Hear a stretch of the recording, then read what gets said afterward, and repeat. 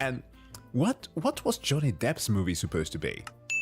I can't remember, but she was the mommy. And why am I even discussing this? The Dark Universe failed. They will never do the thing that they could have done, which was to obviously make a remake of the League of Extraordinary Gentlemen. They could have easily done that. Like, that's all they needed to do. Either do that or do some, like, I don't know, weird continuation to that movie, have the inclusion of some of the characters that were involved, let's say Sean Connery before his passing in 2020, right? The movie was released in 2017, so they could have done that. Like, kick it off that way. It was easy. Like, I have so many ideas of how certain movies can turn out to be. I'm not saying that I can write necessarily a script that make it fit better, but at least like setting out the plans to things that could make all of those cinematic universes fit together.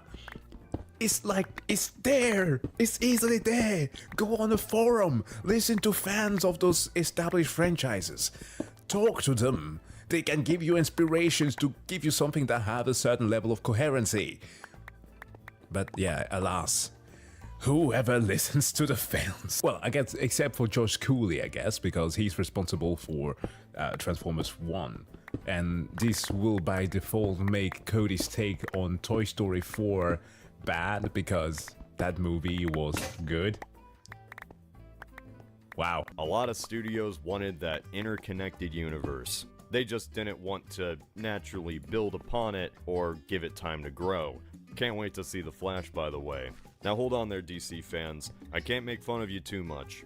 WB did at least have movies that came out, because... Oh, which I'm sorry for pausing here quickly.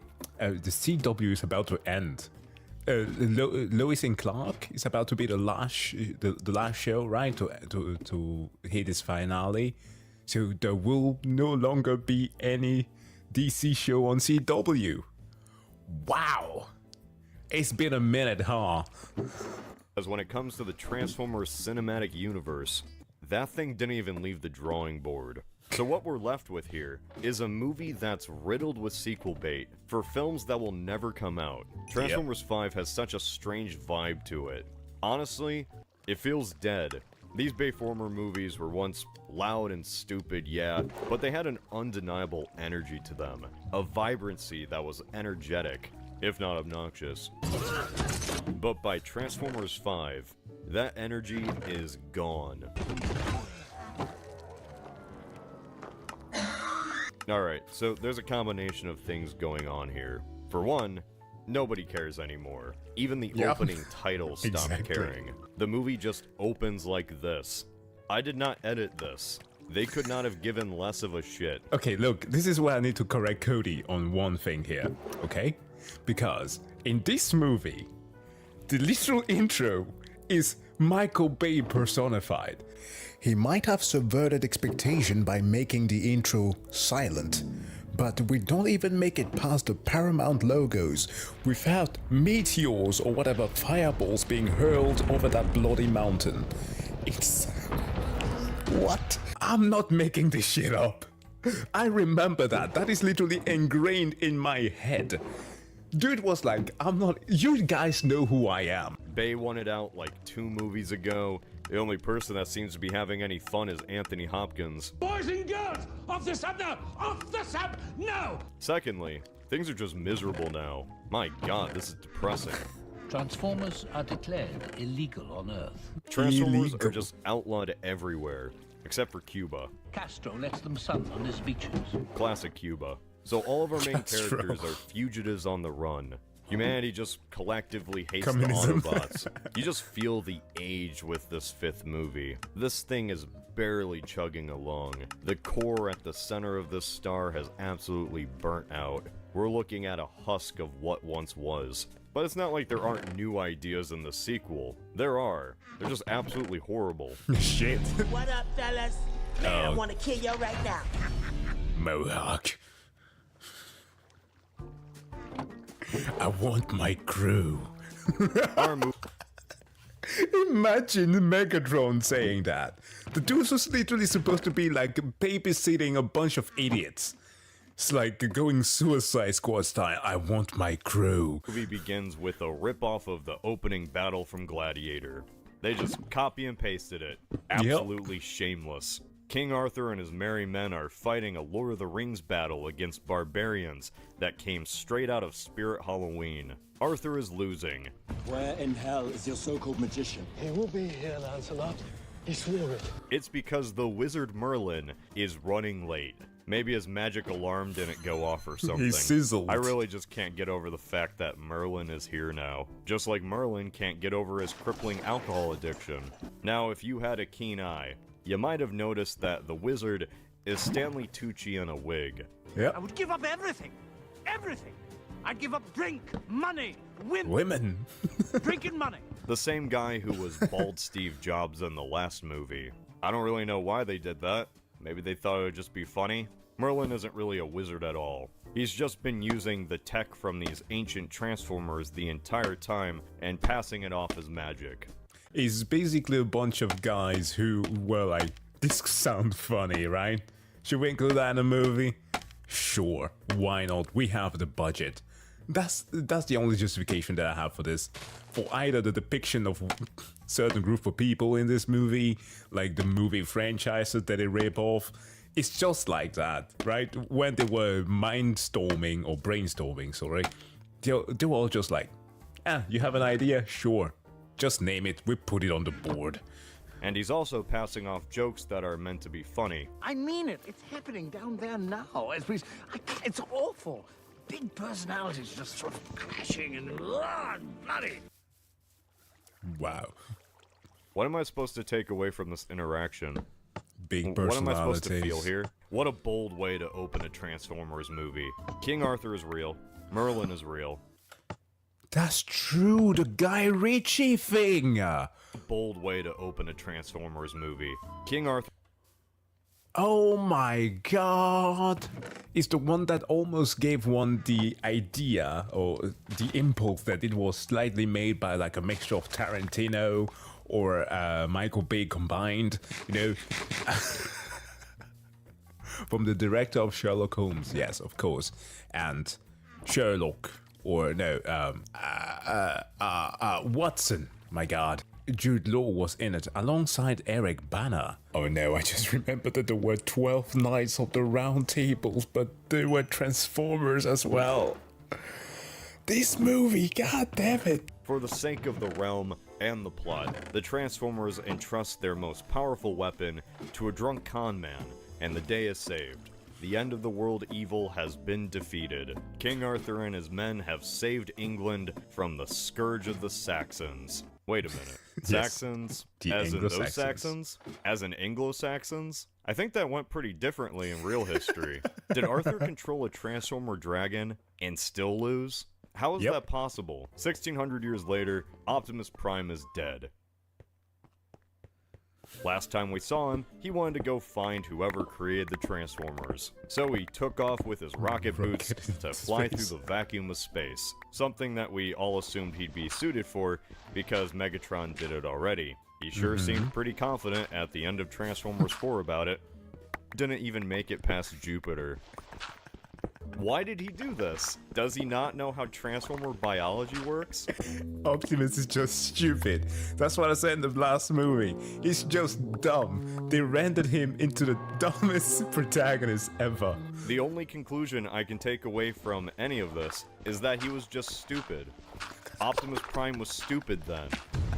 It's like how Frodo and Sam took off in a canoe at the end of Fellowship of the Ring, and then at the beginning of Two Towers, they're just drowned in a river. Turns out they didn't know how to row a canoe at all. Oops. So the opening has this exposition dump from Anthony Hopkins about the state of the Transformer world. Two species at war. Two species at war. Two species at war. Chicago is still in ruins, despite the last movie showing that it was being rebuilt. This is an alien no-go zone. They just sectioned off large portions of the city and turned it into an alien contamination zone. What is an alien contamination zone? I wish I could tell you. It's not District 9. What? Oh my god. Have we established that Transformers emit a certain level of radiation that is killing people? No. Or else Sam would have died of like bone cancer, testicular cancer, like movies ago. Because they don't explain it. You are trespassing in an alien contamination zone. Transformers aren't like an infection, you know? They're giant robots. What's the contamination? This guy? This place is just abandoned. But the government invented Metal Gears to patrol the area and kill any Transformer they Instead see. of repairing they the city. invented mechs before rebuilding a destroyed Midwest city. Was this Yeah. smart political commentary, or did the writers just want to have this happen? I think the latter. Vote on your cell phones now. These kids are just wandering around this zone where they can get killed by a Metal Gear. Luckily for them, Rey from Star Wars is here to save the day. Who Mark Wahlberg called Little J-Lo. And he keeps doing that the entire movie. It's like, we've already established it, okay? He's from Texas. Oh, hey, Chief. Really getting into this whole Indian thing, huh? Don't call me Chief. My name is Sherman. You don't need to make him more racist. If there is one thing Transformers 5 loves to do, it's just take ideas from whatever was popular at is the grease trap of 2010's pop culture. Alright, to get back on track, we do actually get an explanation for why the contamination zone in Metal Gears exist. It's to have a set piece for Mark Wahlberg to fight in. That's all I got in my Simply. bag of tricks. You might want to hop in. Isn't Cade Yeager just so cool? I'm sure So glad cool. Shia LaBeouf is dead. Wait, what? B and Cade get surrounded by this movie's bad guys, the Transformer Reaction Force, or TERF. They're like Cemetery Wind, but controlled by the military, and not by Frasier. Also, they did this how? I guess because Iron Man could do it in the third movie. We have not established that this was a possibility at all, that it could separate the limbs, but no, let's just include something out from the comics for no reason, with zero pre-establishment. When could Autobots do this? I didn't know this was physically possible for them. Probably would have helped Jazz out to know that. Marky Mark gets this talisman from a knight who crash-landed in the zone.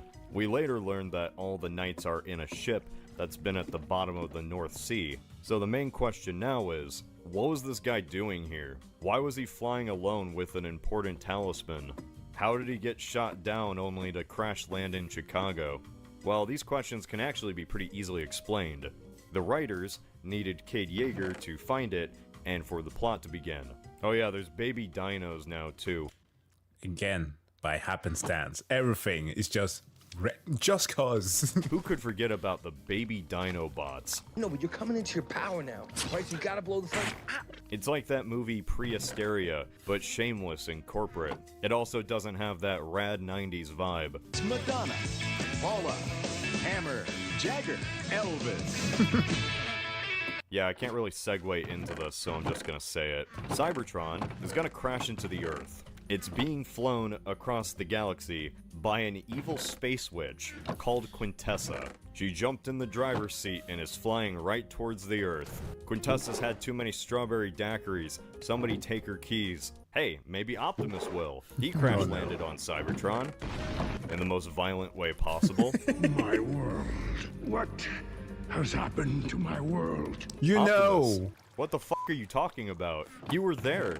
You were one of the central reasons for why the planet is like this. You lore dumped that back in the first movie. And in the other movie, you literally banished it away from entering the... Is he just following along with his own story? Maybe that crash gave him a bump on the noggin. Optimus has some amnesia. Imagine if more of these movies just kept getting made. We could have had Transformers 8, Primenesia. What have you done to my home? You dare to strike your god? Alright, so she says she's his creator, but just by the name alone, and what quintessence are in the Transformers lore, I can imagine that they were going to later reveal Quintessa is actually a fraud. But we never really get that reveal because the storyline died after this movie, so... Spoilers for Transformers 6.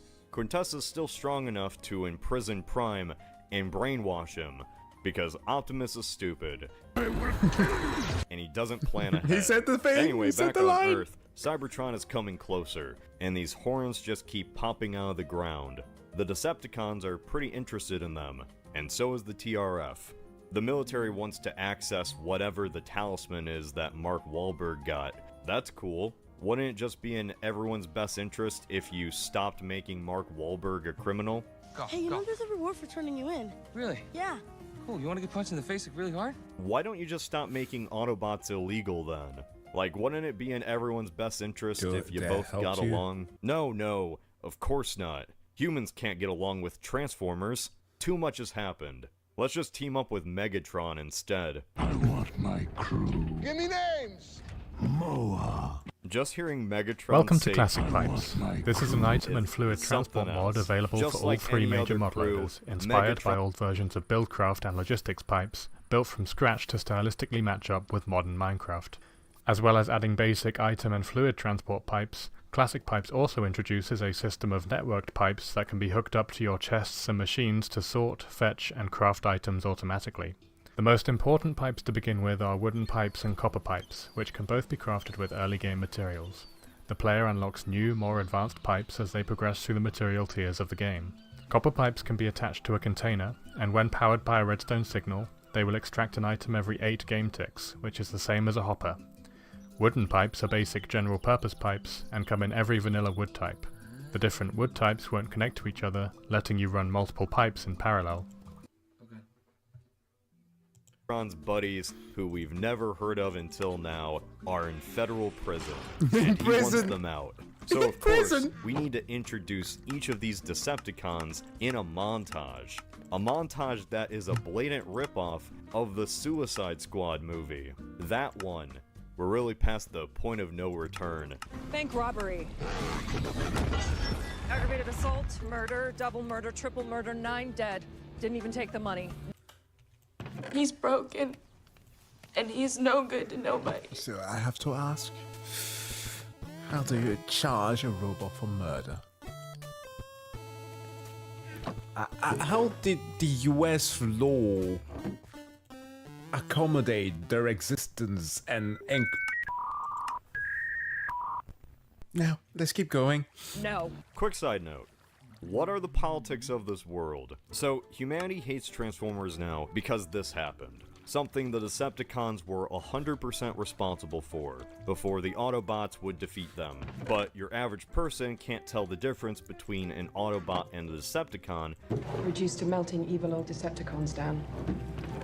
No.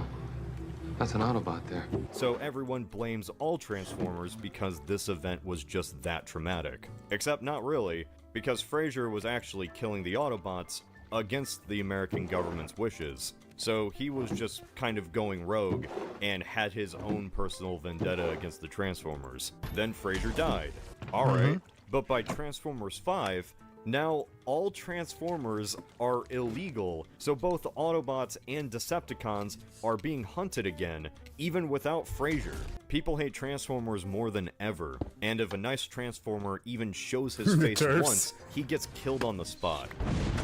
But you know, Yeah, making them have the denomination TERF could make for very easy transphobic jokes here. God damn. Kind of get it. This was such a traumatic event, people would respond to aliens in this sort of xenophobic way. There is just no toleration for Transformers anymore. So after all of that, you cannot tell me that the Decepticons were just arrested and put in jail. I The know. government requests that he does not leave the county. What the hell? How are these guys not scrap metal in the streets? This guy didn't even do anything. Optimus and Bumblebee have their faces plastered on posters everywhere. This gentle giant just bleeds out, yet the demon monster has a rap sheet. Assault, murder, double murder, triple murder, 9 dead. Didn't even take the money. No. Why are they charging this thing with murder? How are they charging him with murder? Did he go to court? Did he get a Bowl of defense lawyer? oatmeal? I'm actually curious. Why are the Decepticons getting arrested while every Autobot is just exterminated on the spot? There's like one of them, the one who makes like a reference to one of the agent's wives or something. he's perhaps the only one who like has like cool factor about him because he actually has a personality. But the other ones are so like, oh, why? Why are they But I'm here? gonna kill you later. Definitely gonna kill your mofos later. It's cleared. What are the rules in this world anymore? They were just so eager to introduce characters like Mohawk, Dreadbot, Berserker, Onslaught, and who could forget my personal favorite, Nitro Zeus. I know where you live, Enrique. Say hello to your Oh, wife yeah, that's him. for me. Nitro Zeus is a treasure. As much as this breaks the last bit of consistency these movies had, there is one positive from this. The Decepticons, for the first time, actually have personalities. A dying knight gave it to a human. You need a bigger door. On the mission, Tim. Thank you for your hospitality, Brad. Decepticons are kind of goofy morons. When you have a Finally. faction of backstabbing assholes, the main people they often backstab are each other, and they don't even do it in a clever way. For most of the Transformers canon, Megatron's real job is just babysitting an army of children. Yes. Like really selfish children. Tell me what exactly is going on? Allow me to handle this. It's Knockout's fault. Precisely my what? Your standard Decepticon is a dumb idiot goon. I love them. Finally, after all that setup, the Feds and the Decepticons decide to go mess up the Autobots. First real fight of the movie. Things are gonna be insane. Decepticons is in the street. I'm the only one in here. Ah, this ain't right. All that hype to introduce these characters, and they die in a shorter time than the montage.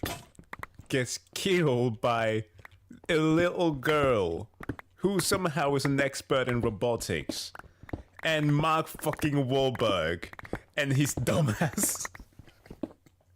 I can't with this movie. I literally can't. The movie actually did one right thing.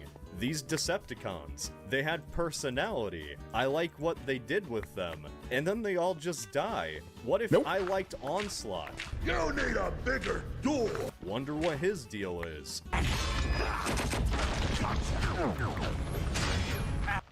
See, that's exactly what I said in the previous movie. I suspect there's a huge death of the alter energy going on here.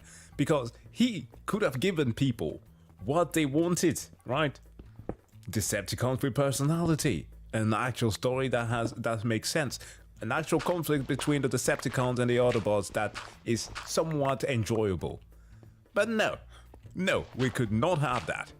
His fat head. Holy hell, these guys could have just been background Decepticon fodder. But no, the movie had to copy Suicide Squad. You need a bigger door. So now I'm kind of slightly invested, and then our heroes just execute them all in the middle of the street. Why would you do that? Bigger door. After beheading their enemies, our gang runs from some federal drones. These drones are the main fight, by the way. The Decepticons did absolutely nothing. They all scamper into an abandoned skyscraper and decide to hide in a random elevator, coincidentally running into this little robot goblin man. Hello, Monkade. I have been sent to collect you. So let's break down what just happened there. They run into this building, sprint all the way inside to get into an elevator, and the robot butler just happens to be in that same elevator waiting for them. How did he get there? Was he waiting there knowing that was gonna happen? After platforming off some drones, Butler guy tells Cade he needs to go to England, UK. Like right now. Marky Mark just leaves everyone behind and goes to England, UK. There are so many plot holes in this movie that you'll bet that you were driving on like the melting roads of California. Because it's so bad.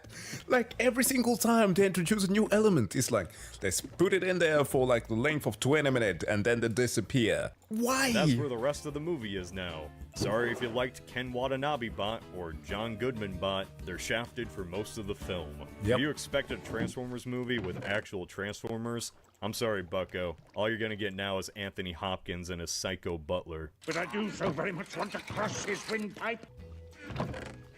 About an hour into this film, they decide to introduce 3 new main characters, so I'm gonna just list them off. First, there's the love interest, Vivian Wembley. You couldn't make up a more English name if you tried.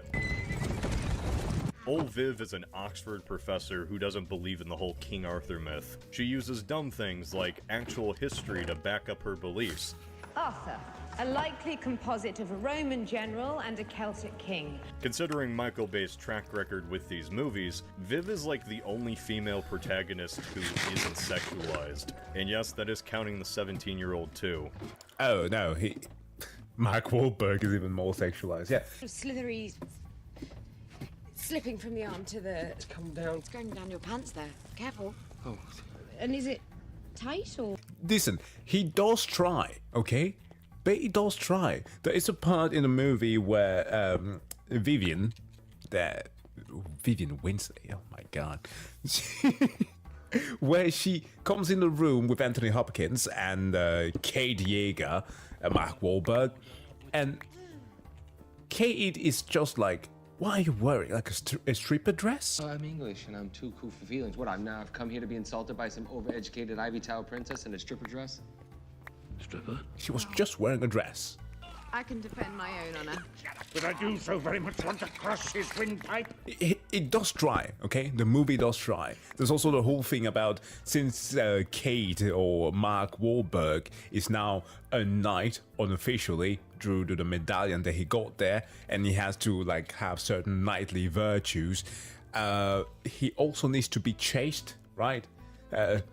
Haven't you have a whippy in a little bit, Mr. Kate? Chaste. C-H-A-S-T-E. Celibate? Yeah, I know. I was making a joke. You don't think I know how to spell? I know what he meant. I'm sure you are. No whoopee, Mr. Kate? It's been a while. Or something like that Anthony Hopkins says. Butler Cogman. Stop it! Look, I know the art style's taken such a drastic turn, but he doesn't even look like he'd be a Transformer. Is he a Transformer? So I don't know how many of you would know this, or care, but Cogman is voiced by Jim Carter, which if you've Downton ever Abbey. seen Downton Abbey, you would know he plays the kind but stern butler, Mr. Carson. He's so cool. I've never been called a liberal in my life, and I don't intend to start now. Now, Mr. Carson is just one of the most wholesome characters in all of fiction. And because of that, I know what the writers were thinking. I know they thought it would be funny if they took Mr. Carson, this symbol of high-class refinement, and just turned him into a batshit insane robot. You are not leaving us in this tin can with that 4-foot mental psychopath. I don't think so. I prefer the word sociopath. Don't kill the messenger, or the messenger will kill you. But I do so very much want to crush his windpipe. Lady Grantham would be appalled. Last but certainly not least is Anthony Hopkins. No whoopee, Mr. Kate? He is both the best and worst part of this movie. He is absolutely not trying, but still manages to outperform everyone on screen. Yes, but you want to know, don't you, dude? Most of the time. Sometimes I think he just forgets he's being filmed, and he just looks like a confused old man. Hopkins was meant to play this eccentric noble, descended from a long line of complete and utter lunatics who committed suicide in a variety of inventive ways. What? Great-great-great-great-auntie poisoned my great-great-great-uncle for some reason. She's barking mad. She's an absolute bitch. Hopkins doesn't come off as eccentric crazy. He comes off as stab you with a knife I'll crazy. kill you crazy. Like, this is just an insane man. Both him and his butler are sociopaths, and they kidnapped Mark Wahlberg. They're all around us, and I just have so much road rage. Actualize the rage, that's it. Hopkins isn't really a character. He's meant to be that prestige British voice that narrates the real character of Transformers 5. The extended lore. As you see, his character, Sir Edmund Burton, is the last member of a secret organization, the Order of the Witwickens. Yep. No sacrifice! No victory! The Witwickens are the secret organization that has existed since the days of King Arthur. Throughout history, they've not only known about the Transformers, but have been actively covering up their existence. It's the watch that killed Hitler. Don't screw with it. So each sequel has just placed Transformers into a historical event and said they were responsible. We're finally just getting it all over with. Every single important event, every single important person who has ever lived. Ah!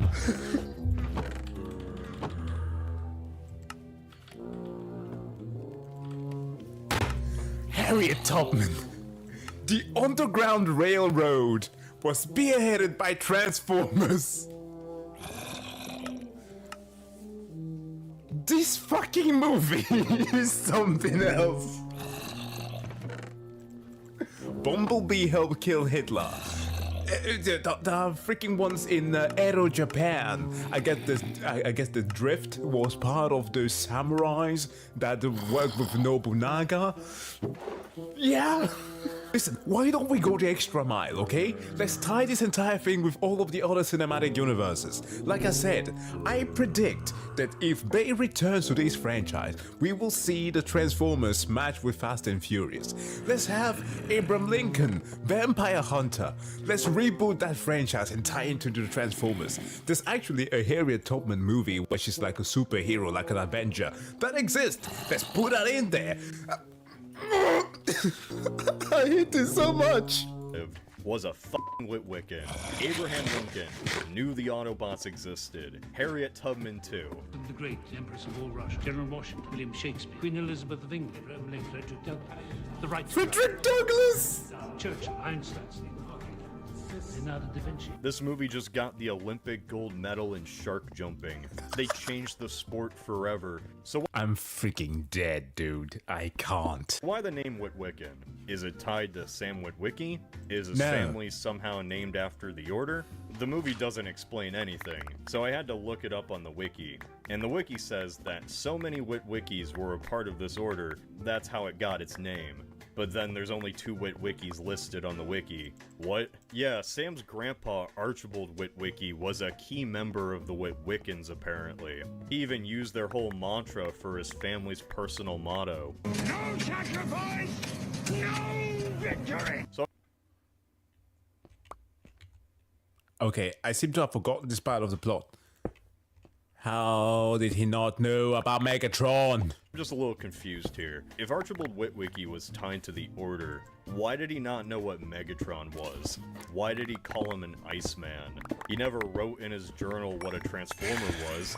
He was even put in a mental asylum because he lost his mind. Was it just a coincidence that he was descended from a secret order and also happened to be in the Arctic to fall into the ice? Would he still be a Witwiccan if he didn't fall into the hole? And if those glasses didn't get laser blasted and passed down to Sam Witwicky, who then tried to sell them on eBay 100 years later, causing him to meet Bumblebee, would Sam be a Witwiccan? The answer to all of these questions is, well, shit. We didn't think about that. I guess they just thought the name was cool. I was making the moment more epic. Just be quiet. What's the matter with you?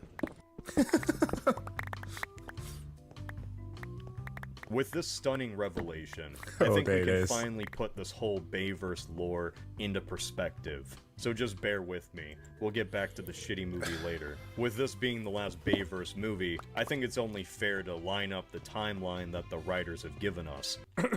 65 million years ago, aliens blew up the dinosaurs to make Transformer metal. They then used the cube to bring the robots to life. Transformers killed the dinosaurs. Millions of years later, the Transformer Primes find Earth and then fight a whole war because one of the Primes, the original Decepticon, tried to blow up the sun. Transformers built the pyramids. Thousands of years later, the Autobots and Decepticons fight a civil war on Cybertron. Cybertron is destroyed, and the cube is lost to space. Sentinel Prime made a secret agreement with Megatron to rebuild Cybertron, but his ship was blown up and crashed on the moon. Transformers caused the moon landing. Megatron tries to find the cube, locating it on Earth, but Crash lands because he's just a goober and forgot how to fly. Well, also, 2,000 years ago, Transformer Knights who weren't tied to Autobots or Decepticons also came to Earth and didn't care about finding the cube or Megatron. They just wanted to hide from the Space Witch and help King Arthur defeat the Saxons, which he didn't even do. Then the Knights just sort of stayed around the whole time, influencing every major event in human history, and there were a bunch of other Transformers that showed up too, but they all looked like poorly photoshopped palette swaps. They were in the Revolutionary AI War, generated. Napoleonic Wars, World War I. Did Optimus know about any of this? We cannot let the humans pay for our mistake. Bumblebee helped kill the Nazis. He should have known. Why are you feeling guilty, Optimus? Transformers have been here for thousands of years. Alright, well maybe Optimus didn't know because these knights are more ancient than him. But then Optimus called himself a knight in the last movie. Recognize one of your knights. And he's seen as an equal to them later on. How did Optimus not know if he was also a knight? Was he stupid? What were the Transformers doing on Earth this whole time? I thought they were just here for the Cube, or even the Matrix, but it seems like they just wanted to help out countries in their wars. Did these robots care about British tax law? I mean, they did care about Iran's nuclear deal, so who am I to talk? Now look, I get the trope that secret societies can do a lot in the media, but how do you even cover something like this up? It's not like this was some ancient time of legends. This is just a Napoleonic battle. A robot's just standing there. Imagine being in a World War I era trench, and the tank in front of you just transforms. Nobody ever mentions it again. I know. Tipperary is a long way to go. I love how little they tried to make these robots seem natural in the pictures. This guy isn't even a car from the time period. He's very clearly a 2017 Lamborghini. They stopped the movie for a good 2 minutes just to have this dumb little teaser. Helped turn the tide of war. Watch Bumblebee defeat the Nazis. Man, I can't wait to see the summer blockbuster to see some wacky World War II robot fights. I think the less that's said about this, the better. Yeah. So, this order has just existed forever, but now, Anthony Hopkins is the last surviving member. Yeah, you heard me right. Last surviving member. Sam Witwicky is canonically dead. What happened to him? Did Frasier get him in the last movie? Did he walk into oncoming traffic without Bumblebee there to save him? The possibilities are truly endless, so make your own theory. Either way, Bumblebee seems pretty unfazed. With Sam dead, Viv is the last surviving heir of Merlin the Wizard. I just wanted to watch a movie with cars turning into robots, man. That's all I wanted. Optimus Prime gets brainwashed by Quintessa, and he's just bad now. This was the one thing the whole movie was marketed on when it first came to theaters. Optimus is bad. Oh no. This was supposed to be the gimmick that got butts into seats. And, spoilers, it gets about as much screen time as Grimlock did in the last movie. I guess it's a running tradition by now to just lie to the audience. The gang steals a submarine to get to the sunken night ship at the bottom of the sea. It's a race against time as Cybertron has arrived close to Earth, so they have to go get Merlin's staff. That's the MacGuffin. Wait a second. A planetary body slamming into Earth. Why does it sound so familiar?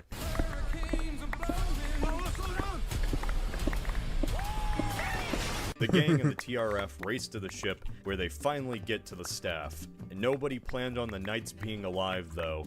Whoopsie. Luckily for our gang, the guy from Fortnite is here to save the day. I've come. Optimus is bad now. So him and Bumblebee get into a little slap fight. A tussle, if you will. And after a Fonzie smack to the neck, Bumblebee regains his voice. I am Bumblebee, your oldest friend. That was not the voice I was expecting. Nah. When I think of B, I think of him as younger and more spunky. Yeah, for a submarine. Sorry, Mike. Hit a little traffic. I didn't expect Bumblebee to smoke 3 packs a day. I would lay down my life for you. Upon hearing this beautiful voice, though, Optimus gets sent back to the side of good. His evil arc lasted a full 5 minutes. What a movie. All the Knights come over to teach Optimus a lesson about being a big doofus. He repents for his sins, and they all forgive him because Mark Wahlberg has the Master Sword or something. I don't know. Do you care by this point? Is anyone here? Everyone's friends now, and they all team up together to stop Quintessa. I believe in one of the great ones, Optimus Prime. They all frolic through a field, and then the rest of the movie's just a big dumb action sequence. Look at that. That sure is some action. Sting like a bee. Yeah. The day has been saved. Not a single person got hurt. Oh wait. And that's the plot of Transformers 5, The Last Night. Oh, and Unicron was Earth the entire time. Yeah. The Last Night is both utterly forgettable and They literally did the thing from Eternals. Granted, Eternals came out later, but come on. And kind of unwatchable, so it creates a unique viewing experience where nobody ever remembers what the fuck happened. And there's a few reasons, in my opinion, why that is. For one, the editing. I don't know what was going on with the editing here. Whatever they are. Chinese call them horns from hell. Oh my god. Cybertron is coming. What? There are so many strange decisions and outright mistakes that were just left in. A lot of times shots will be cut together too quickly. Want my crew? Give me names! Like, what was that? Want my crew? Give me names! So many lines are obviously dubbed in. Hell. Oh my god. Zoom into the Cybertron eyes. is coming. Pangaea, the supercontinent. It's the same shape on the round table. But while the writing is bad and the editing is amateurish, Genius! the absolute worst thing about this entire movie is the aspect ratio. They decided to shoot with both IMAX and regular digital cameras in the same scene, and then just never bothered to change anything about the aspect ratio. So the entire movie has these black bars that constantly fluctuate. This is on top of an already shaky Shot camera after for shot. every action scene. So by the final fight, it's actually nauseating to follow. When I mean this movie fails in really being a movie, this is what I mean. Wretched human. Notice that? I mean. Wretched human. Frame 1, 2, 3, 4. Muzzle flash, okay? Goes off, and we clearly see who is literally not Anthony Hopkins being changed.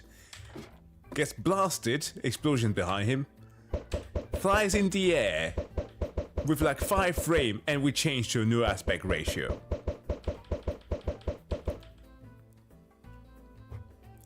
How do you mess this up?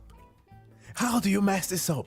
Listen, I make mistakes sometimes when I'm saying things when I'm reacting, okay?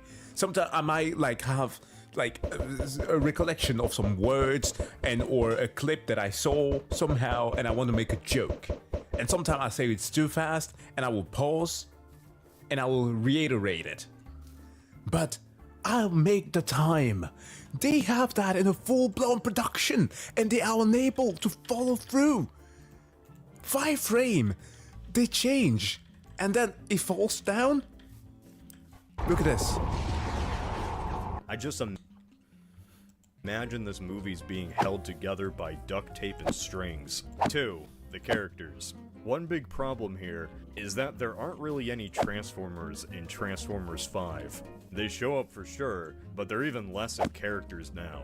Hound and Drift barely say anything outside of a few one-liners. Bumblebee is nothing more than mascot set dressing, and Optimus spends most of the film chained up. Even the Decepticons barely appear.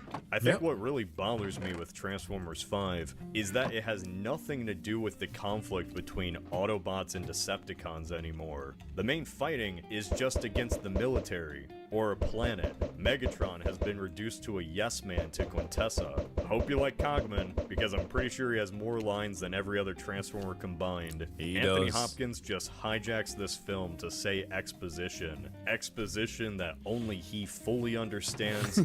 Genius! He's just there to tease the greater plot of what's to come. The big fight between Unicron and Quintessa, and then it just never happens. If you didn't know by now, I'm a Halo fan. I saw what 343 did to Halo.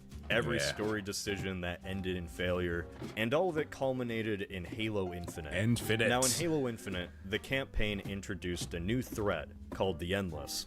The whole campaign, every character just beats it over your head about how much of a threat the Endless is. By the time the campaign ends, we never see the Endless. We don't know what they are, or what they can do, and we never will, because Halo Infinite failed. There isn't even a novel and 343 is about no what longer the responsible Endless for them. are. It's just a dead plot point, in a series already full of dead plot points. It's fascinating when that happens in a series, when a story becomes so unpopular by the public that its creators just give up.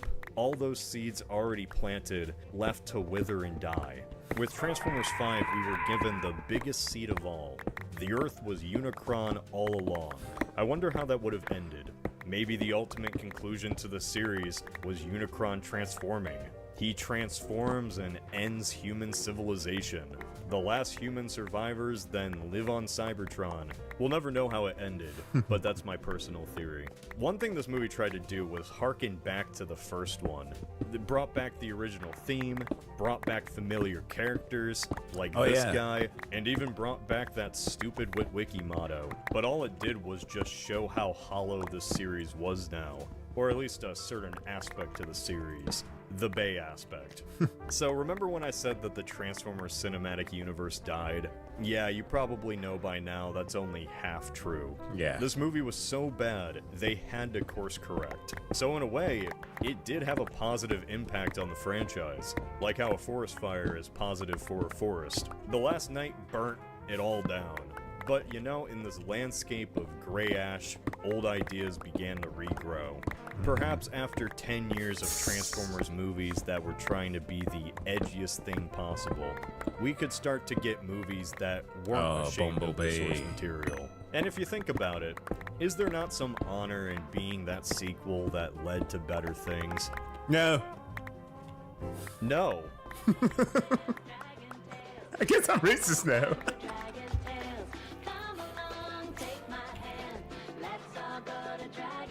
Yeah, this was definitely a movie. Not a good one, but a movie that ushered a new era to the Transformers verse. And I guess it's a positive thing. So I guess that we're going to touch on the movies that actually, you know, were good this time around. And yeah, that might make sense. I did enjoy Bumblebee quite a bit. I did not watch the one with the Maximals. No, I did not. So I might check that one out before we actually get into a reaction about it. But that being said, guys, thank you so much for checking out this video. As always, please do make sure to go and subscribe to the Pointless Hub channel. And of course, if you like this one, don't forget to hit that like button and subscribe. That being said, wish you all to have a wonderful day. Stay awesome and see you guys in the next one. Bye.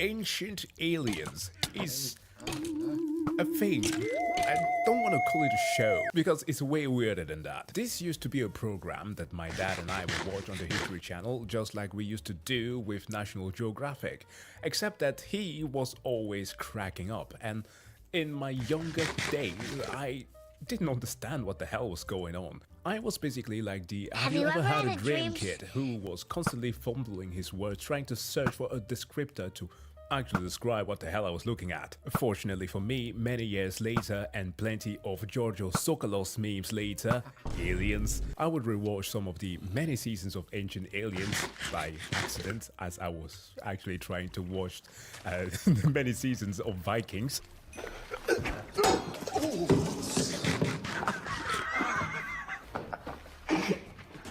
You son of a whore. And you know what? I still don't understand what the hell they're trying to explain there, because I see it as just a conspiracy galore of how many conspiracies can we fire per second.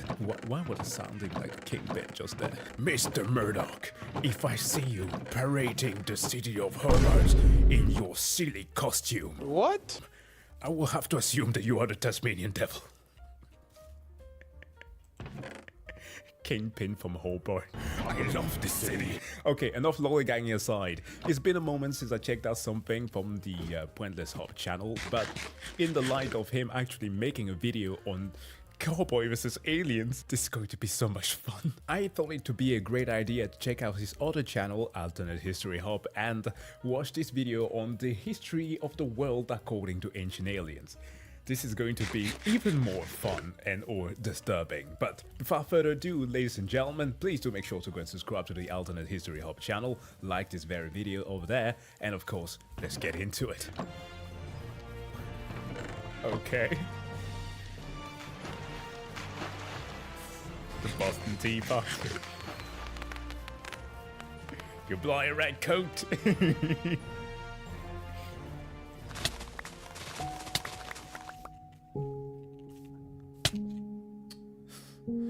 Not the bloody tea that we fought so hard to harness. There are questions about the universe. Are we alone? How were the pyramids truly built? What are they keeping secret in Area 51? So many questions, and Ancient Aliens has none of these answers. Well, for one, we're definitely not alone, because through the process of abiogenesis, we know that just simple components that make up life can be found in space, so we might find life out there. We don't know if it could be intelligent, but life is definitely possible. Second, please, if any of you have stumbled on the weird pylon pyramids that you've seen as of late, please leave a dislike on those videos that try to peddle it as being something that is true. Third, Naruto runners.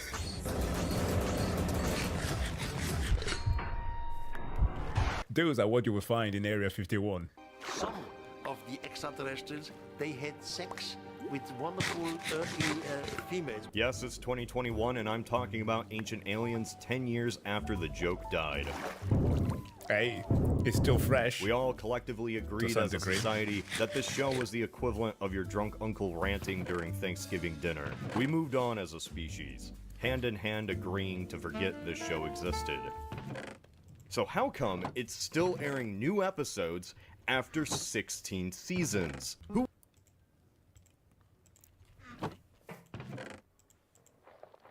What? 60? Okay, hold on a minute. Where is Grey's Anatomy?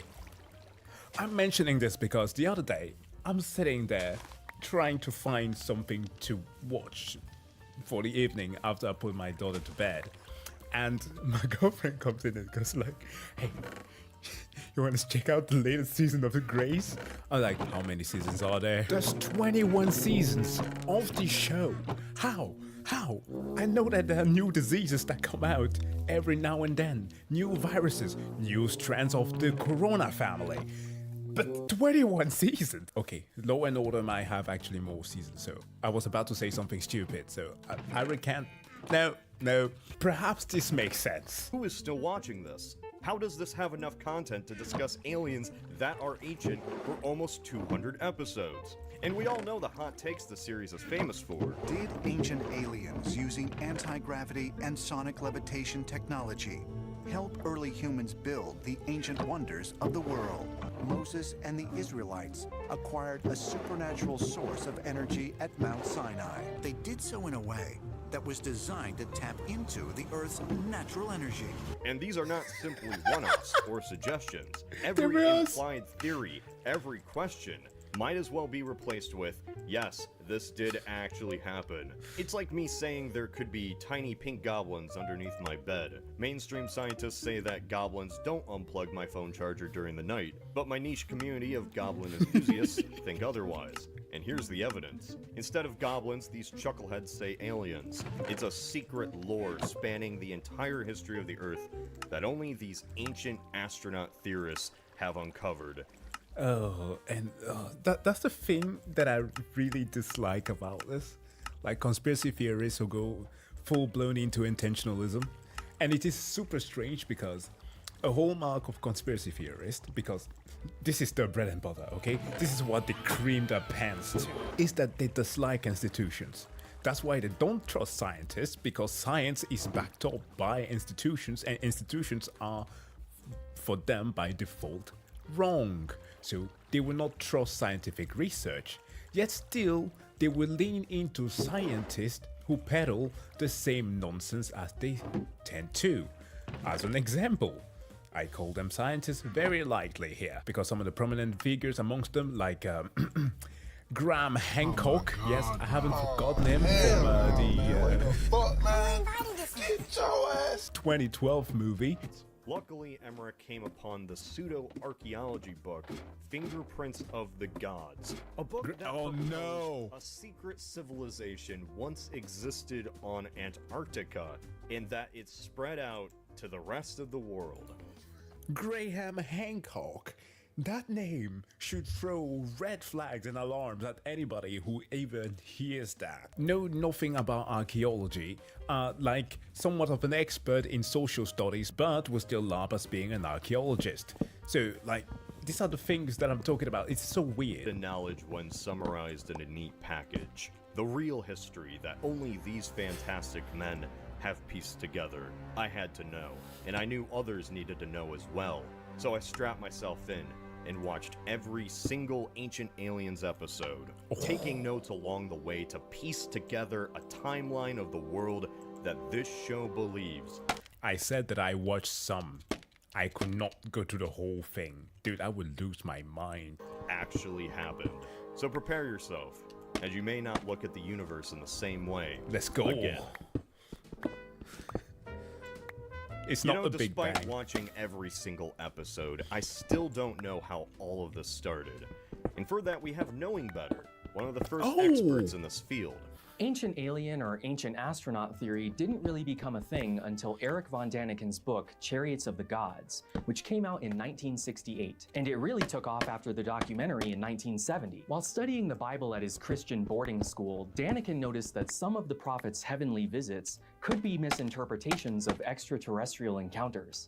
Oh, we're getting straight into like somewhat similar to Mormonism, you know, how their approach is like, yo, Satan was an extraterrestrial, so was Jesus and his dad from another planet. They came in here to seeding the earth to try to create new life.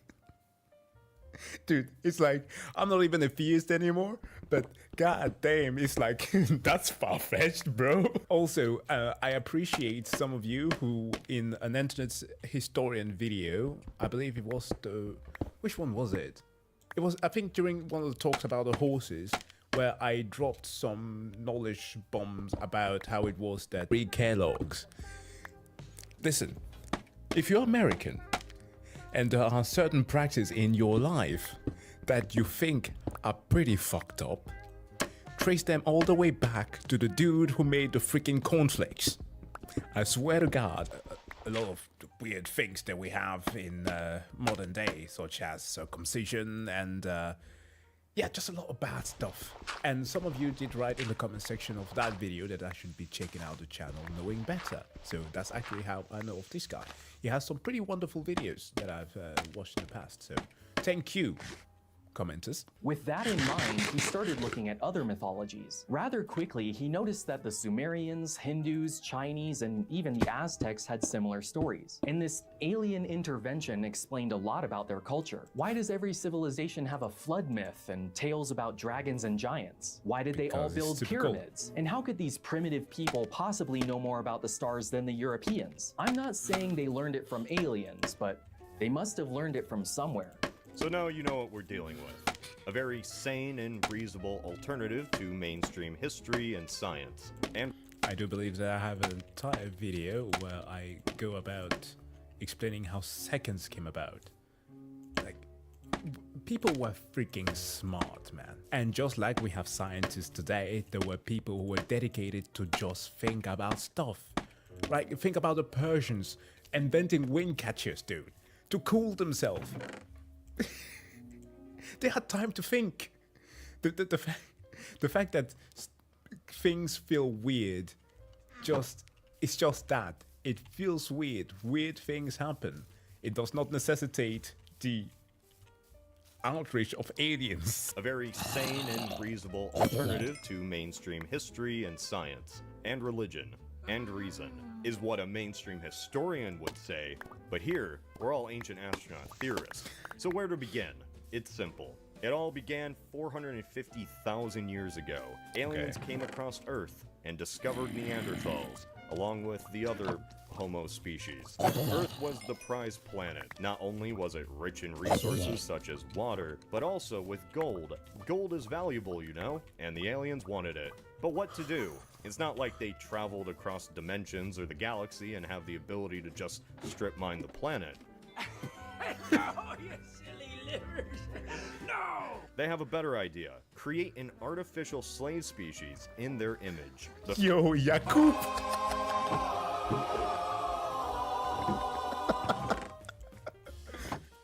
Is it weird that that's the first thing that came to mind? And white gold. First, 2 humans were placed into what we would call the Garden of Eden, but really this was a genetic playground for the aliens. Yet not all was well. Some aliens wished to give humans intelligence, and this was interpreted as the snake in the garden.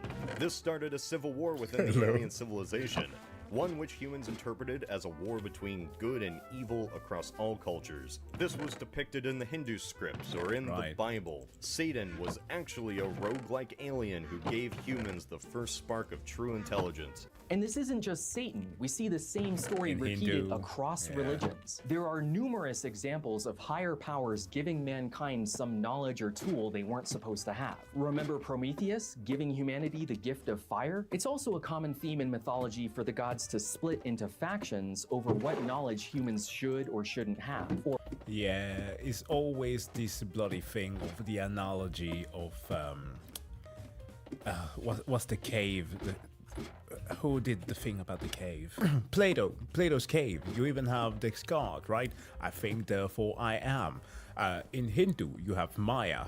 Literally, the thing that I think the Wachowskis, siblings, were inspired from to make the Matrix. The illusion of awakening. Once you get that one thing, that red pill of knowledge, awakening from the dream and getting the knowledge of how reality truly is. That's always what it is about. But then again, you couple that with intentionalism, right? Adding to it like that postmodernist view of things, of there must be a creator or an external agent that must have influenced all of this, and you get this. Or alien factions in this case.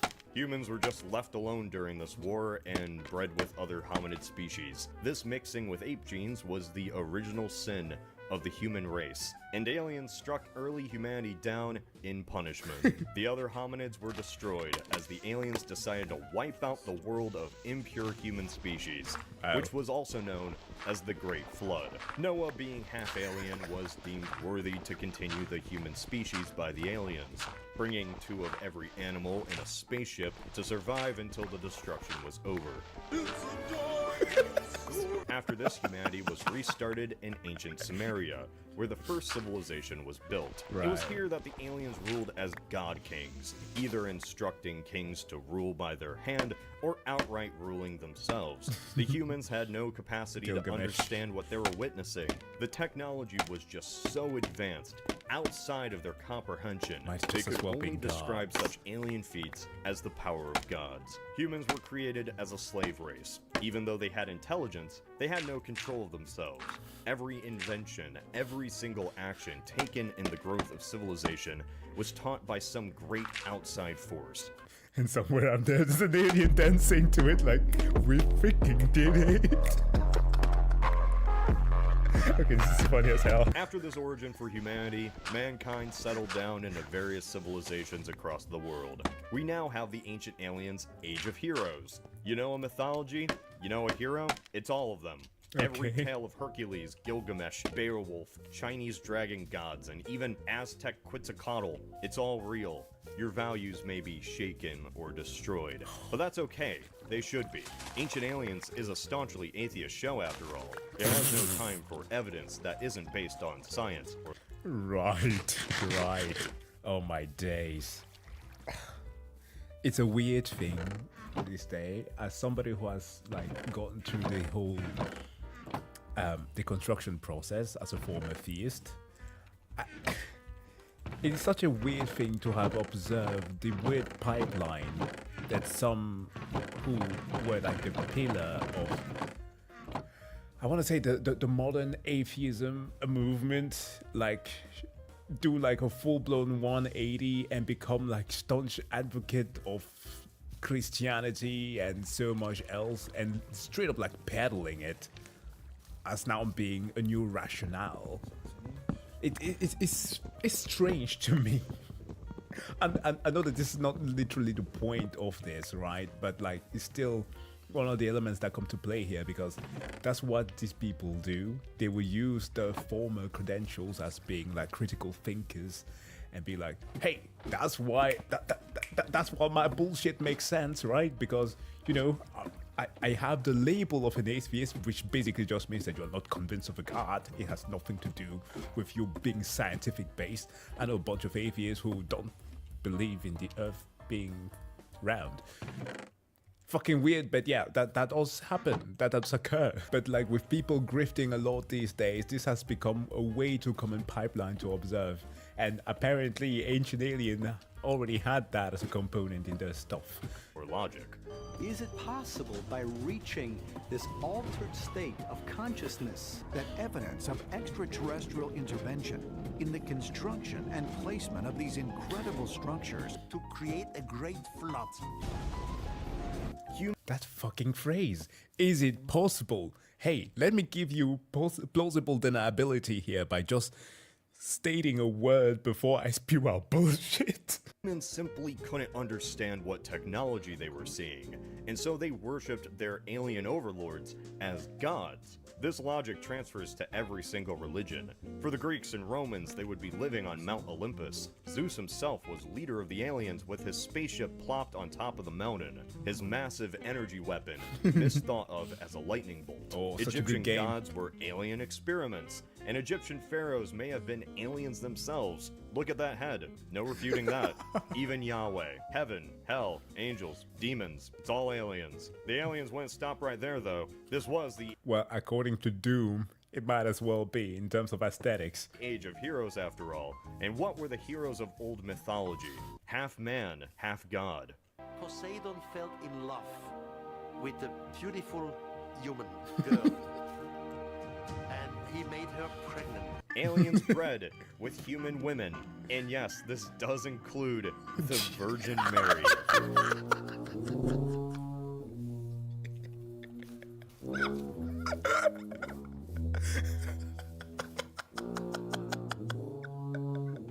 Luke chapter 1 verse 26. 6 months later, after Elizabeth was to bear a child, the arch-alien Gabriel was sent to a woman who had had no male. Yo, Mary. How about you get this alien?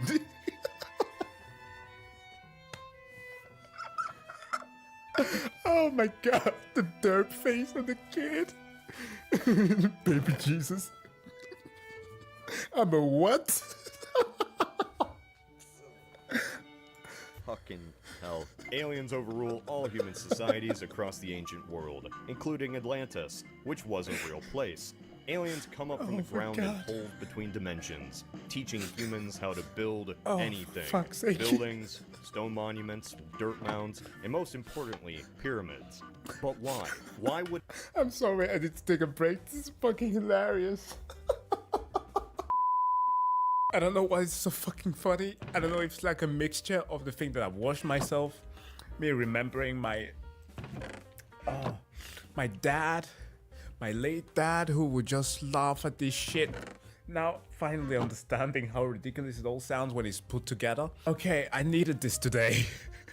This is fucking hilarious. Would an intergalactic alien civilization be interested in humans building temples? Well, ancient astronaut theorists have many theories. First, aliens wanted to prop humanity up, and the best way to improve them is to teach them how to build monuments, either by giving them the knowledge of how to do so, or building the monuments themselves.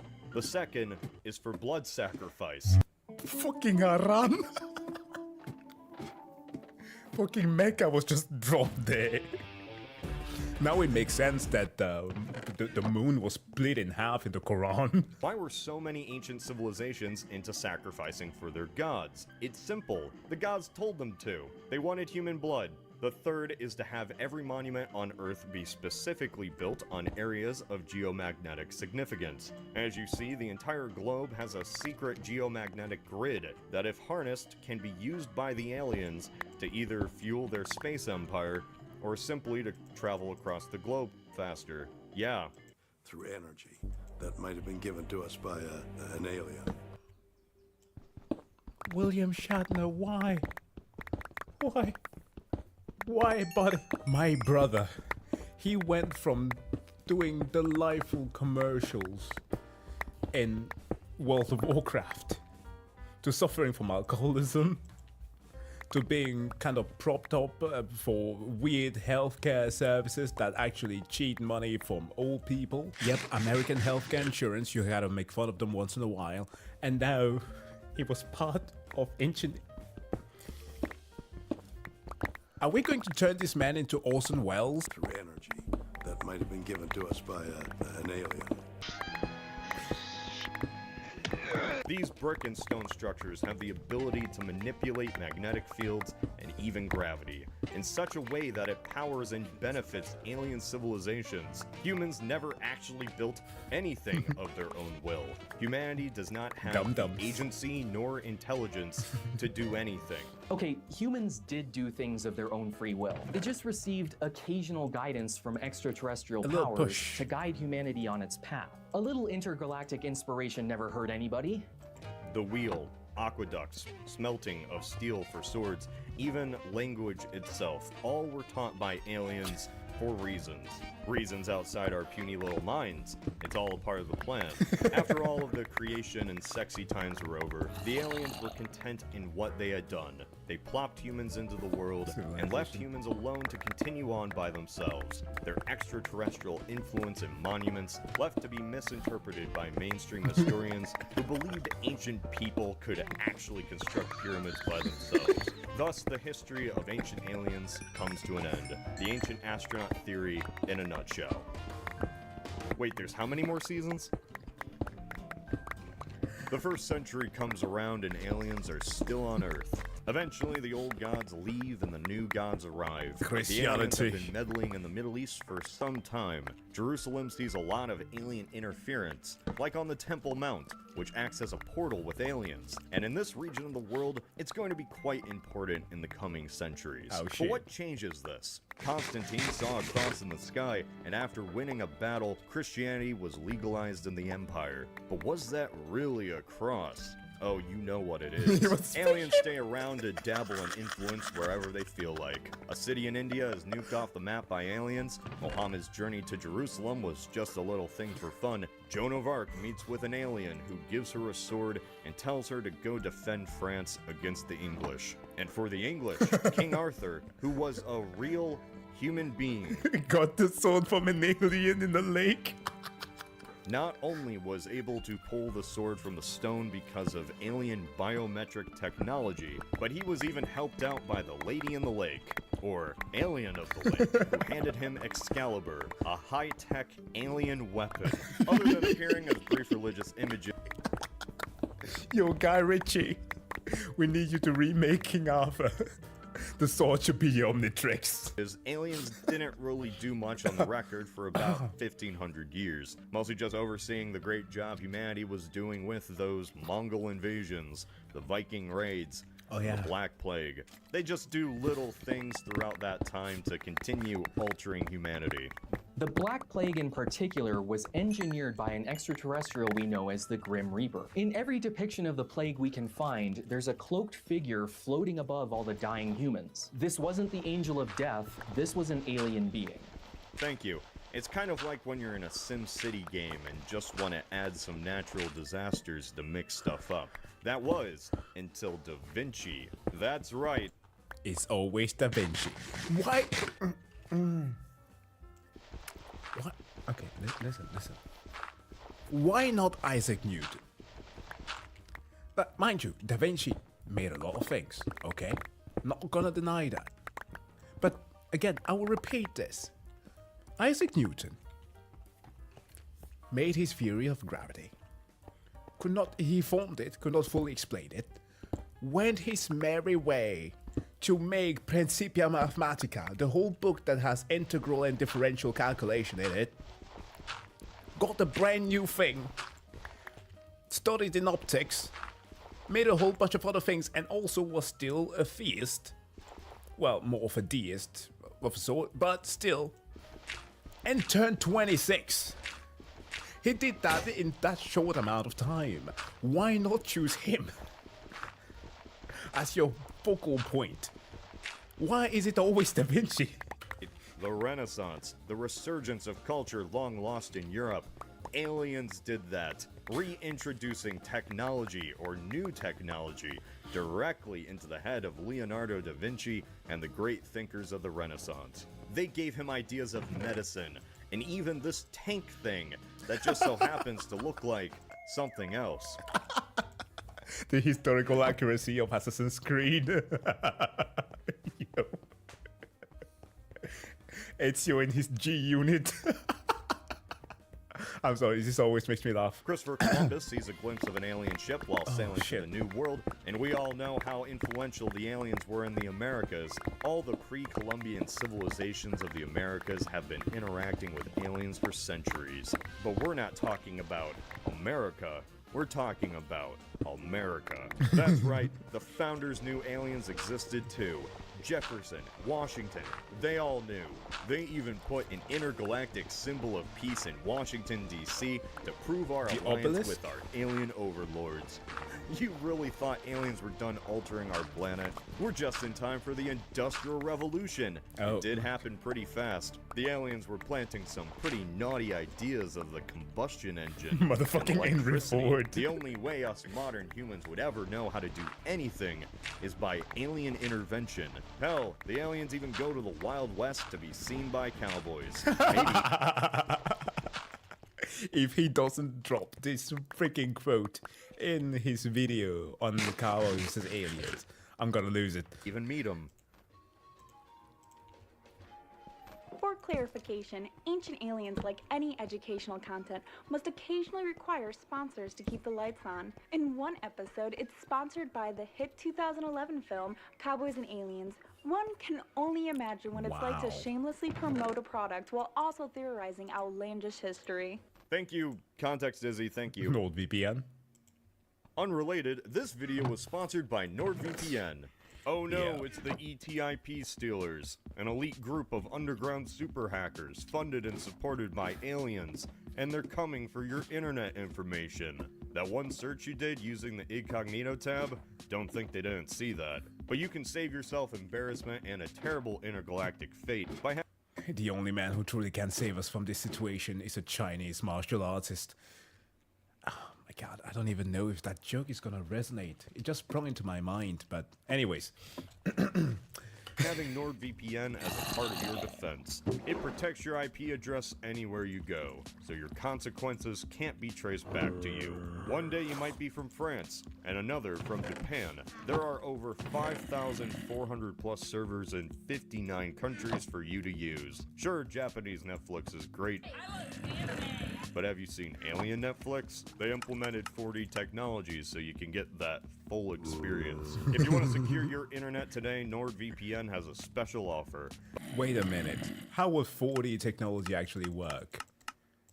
If 3D is adding the touch to it, the fourth dimension will be time. Would it mean that you will see the end of the movie before it even starts? No spoilers! By clicking the link in the description, nordvpn.com/althis, and use the code althis, you get a 2-year plan plus 1 additional month with a huge discount.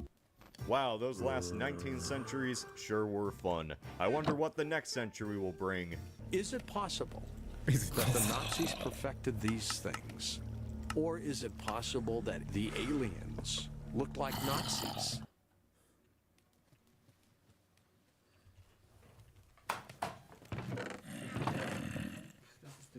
You can't make this shit up! You know what, this phrase has got the same level of annoyance as your girl asking you, would you still love me if I was a worm? Would you still? And then followed by the most insane thing later on. In uniforms. How bizarre would that be? Alright, I see where this is going. Oh my god! Hellboy. Sorry, I had to say it. Get the shtick by now. Aliens did everything. just everything. Any important influential thing that your average 7th grader would know about, the aliens did it. By the 20th century, they not only had met with Nazis and perhaps taught them to create a portal between time and space, but they also taught humans how to build nuclear weapons, even though they warned humans a decade later not to use nuclear weapons. Name any event, any situation, any person or place ever, and it was involved with aliens. The Spanish flu, aliens. Any US president, they all know. Antarctica has a hole in the middle of it that houses an alien civilization. I watched 16 seasons of this show just for this bit, and you know what? It wasn't worth it. I wanted to uncover every wacky claim, every bizarre take, and after pulling back that curtain, you know what I found? Nothing. Nothing. The most generic idea you have of ancient aliens without watching a full season is that they claim anything and everything is involved with aliens. It just takes a history book or a religious book and scratches out key figures with aliens. And that's the point. There's a reason why Ancient Aliens is still on the air after 16 seasons. All they have to do is simply look back on anything that has ever happened and simply copy-paste E.T. into the mix.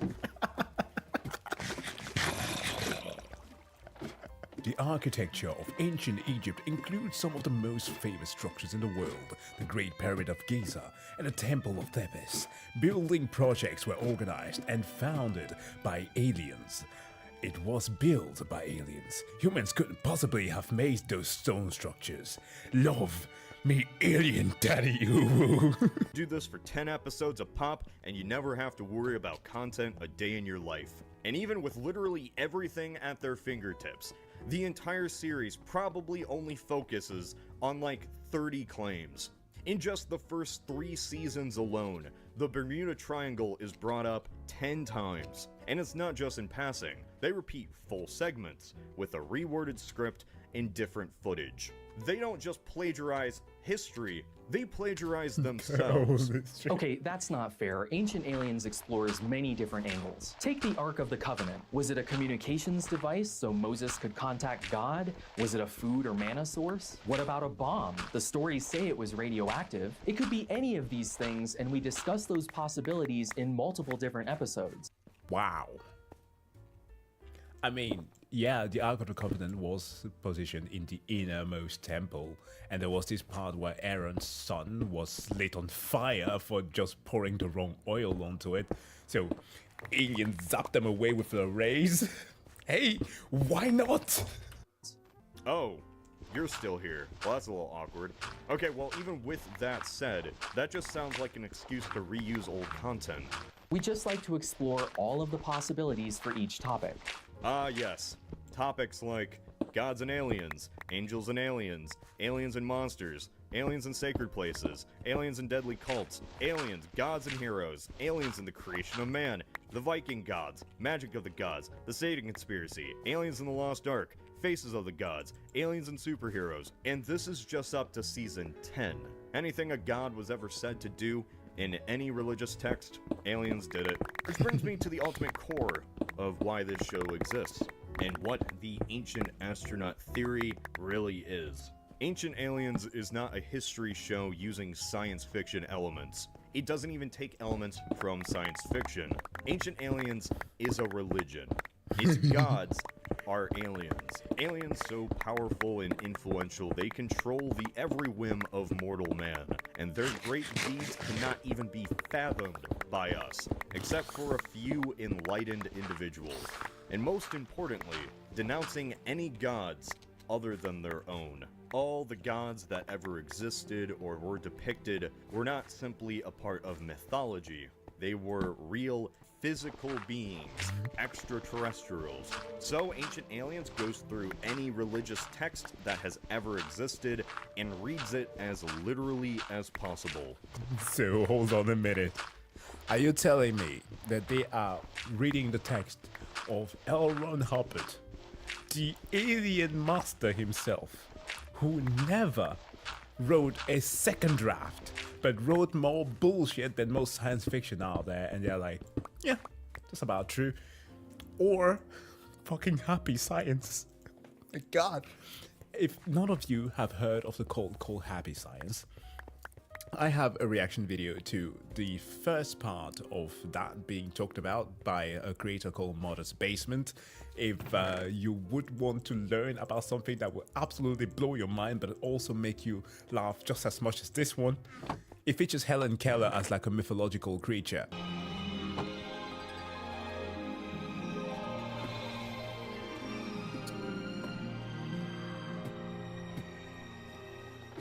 I'm Helen Keller. What? Clearly, the gods do not exist as they were depicted, so the only other explanation would be alien contact. Ancient Aliens isn't just a religion, it's creationism with extra steps. In fact, the only thing keeping it from really being creationism is saying dinosaurs and humans live together. Oh, come on. Might ancient depictions of dinosaurs really be proof that humans and dinosaurs did, at one time, coexist? Come on.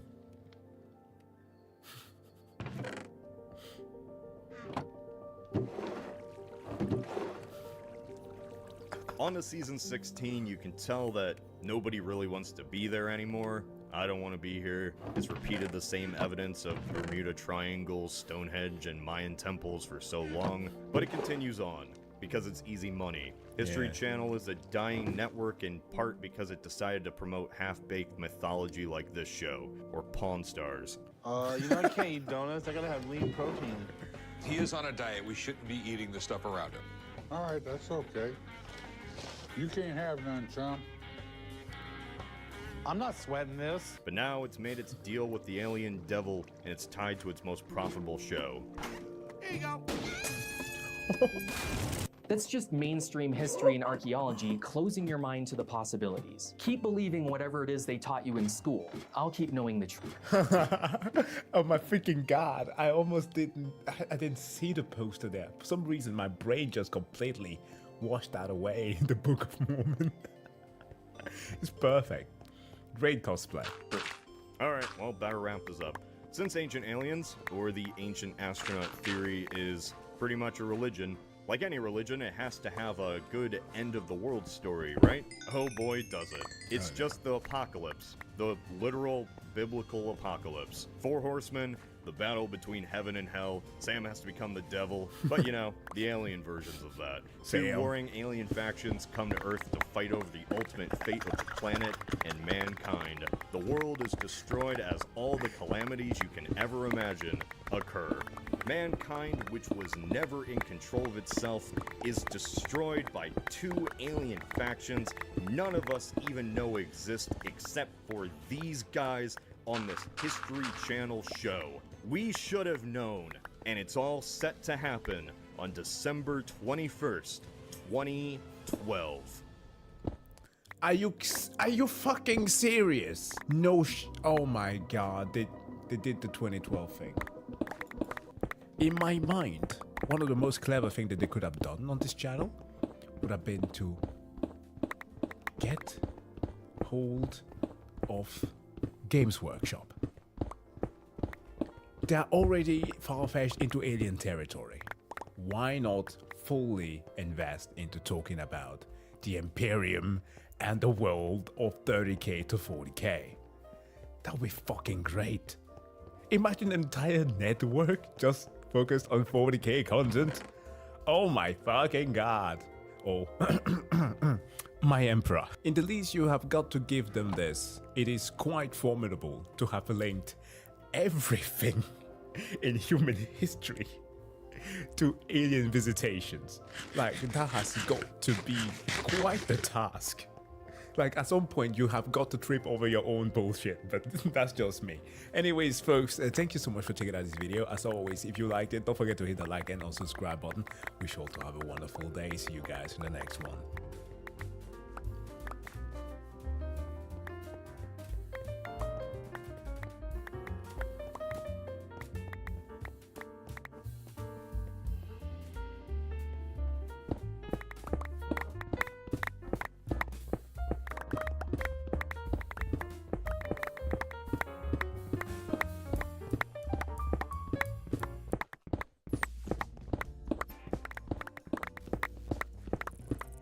How's it going, people? Jack here with another video. See, in the aftermath of my reaction to Isha's video on the 1000 Minecraft players rich versus poor, I've gotten a hell of a lot of recommendation to check out some more Civilization type videos. It's a whole genre. I've gotten a lot from Minecraft, some from like Project Zomboid, and even some from Rust.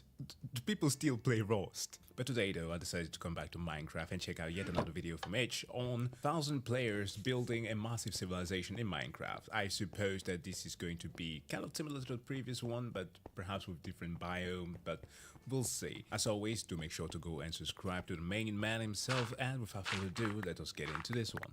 In the biggest social experiment ever done in Minecraft, I scattered 1,000 people across 4 massive islands to simulate a realistic civilization. Well, that answered one of my questions pretty quickly. There are more biomes already. Players were given no help or guidance, and just like in real life, if you die, you remain dead forever. No! Now, each player has the freedom to do whatever they want. Gather resources, join a society, become a dictator, or if it comes down to it, go to war. With so many people on each island, anything can happen. But I can promise you one thing. This event ended up having the most entertaining story arc I've ever seen. It already looks like it. The video might not be as long as the previous one, but I definitely see this being a banger. You do not want to miss this. So pick a nation to root for and enjoy the video. I present to you the 1,000 player civilization experiment.